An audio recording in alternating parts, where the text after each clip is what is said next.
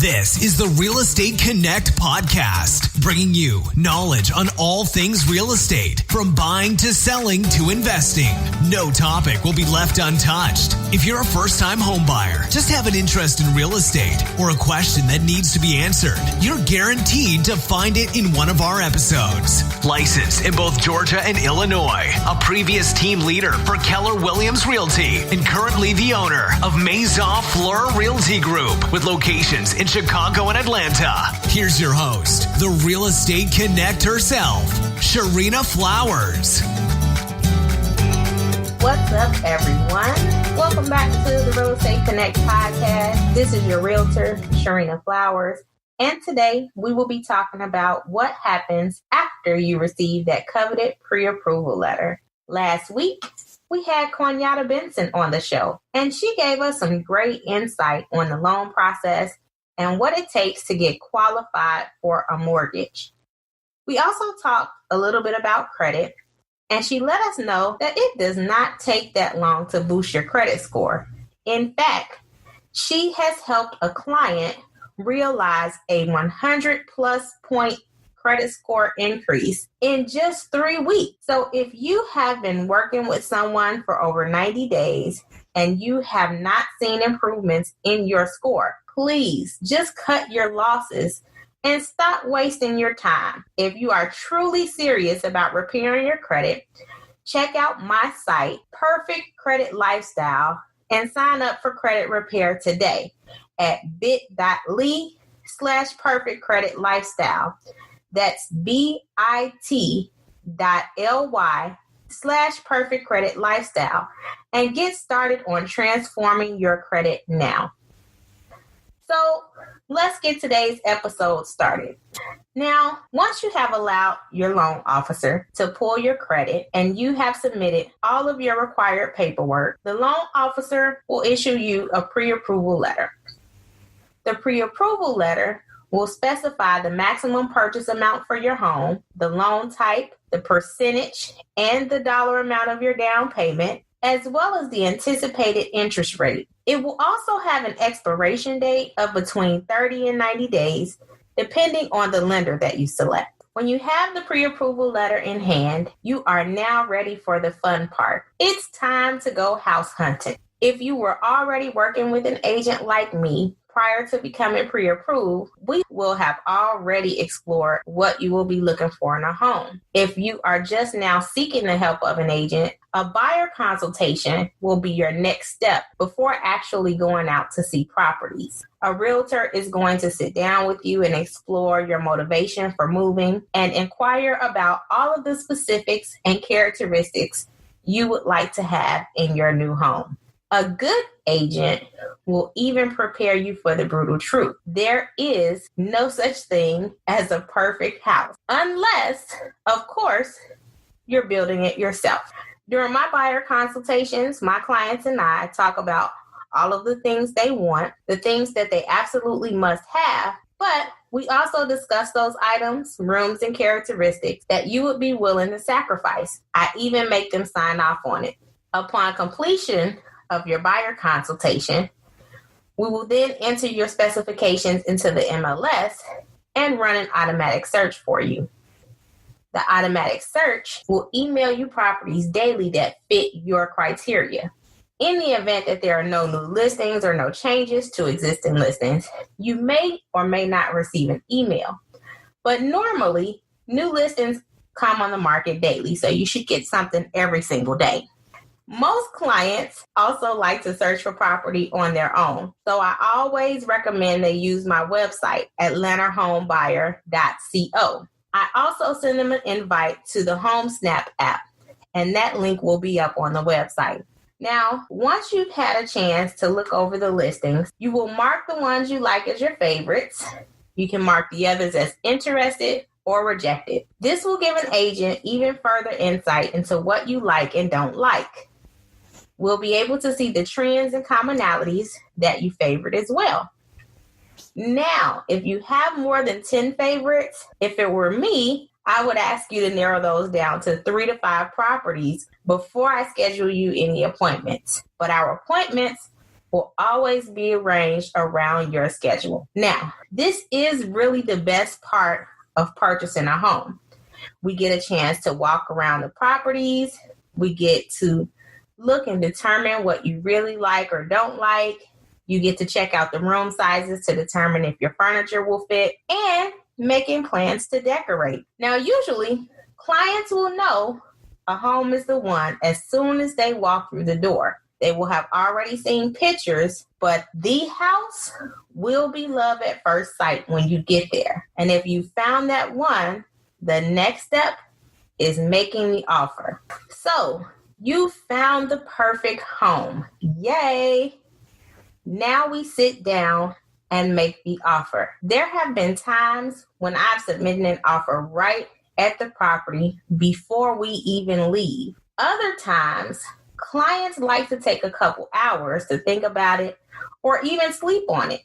Now, if you're in the Atlanta area, I would advise you not to sleep on it because our current market is a seller's market, meaning there are way more buyers in the market to purchase than there are homeowners looking to sell.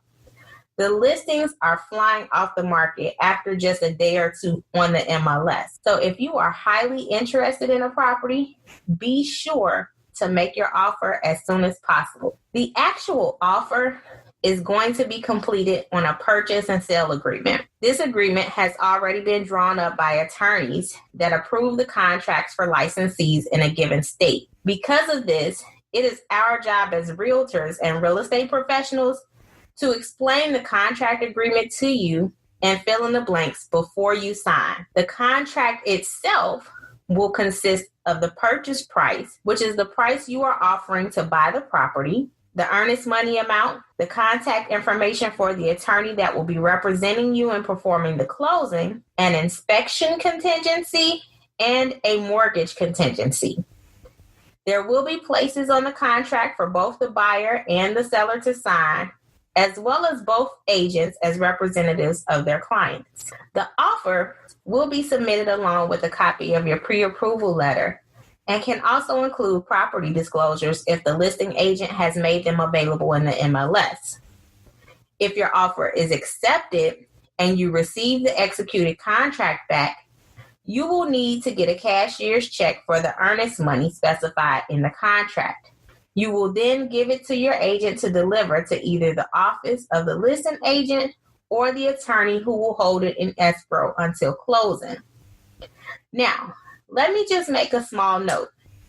When you submit an offer, there are several things that can happen. Receiving an acceptance is just one of them. The seller can also reject your offer flat out. They can counter offer, meaning they can come back and ask for a higher price. Or sometimes you may not even get a response.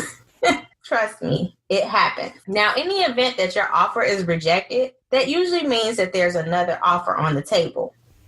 If you get a counter offer, then at this point, you are in negotiations with the seller. You can counter offer back to that seller if you want to, or you can accept the counter offer. There are also times when multiple offers have been submitted on a property.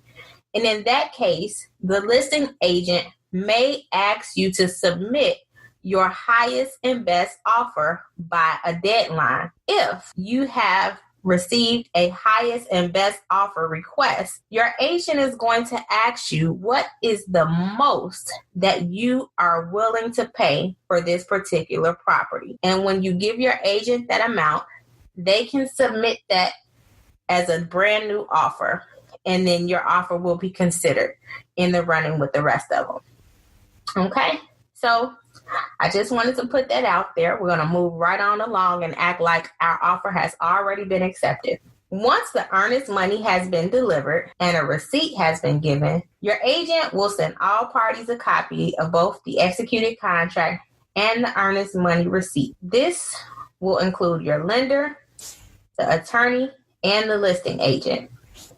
Your agent now becomes more of a facilitator for the transaction, making sure deadlines are met and the process is moving along as it should. Your lender will begin sending you paperwork for your actual loan application. And depending on how long it has been since your pre-approval was issued, you may need to provide them with updated paperwork. Your next step will be scheduling the home inspection. The inspection contingency can be however many days you choose. I typically select between 7 and 10 days, depending on what the schedule is looking like for my client. The purpose of this contingency is to allow the buyer an opportunity to cancel the contract in the event that there are issues with the home that require extensive repairs or repairs that just may not be in your budget or time frame to remedy. A professional home inspection is an examination of the current condition of the house. Inspectors will check the roof, basement, heating system, water heater, air conditioning, structure, plumbing, electrical, and other aspects of the property. They look for system and major component defects, improper building practices, items that may require extensive repairs, items that are general maintenance issues, as well as some fire and safety hazards.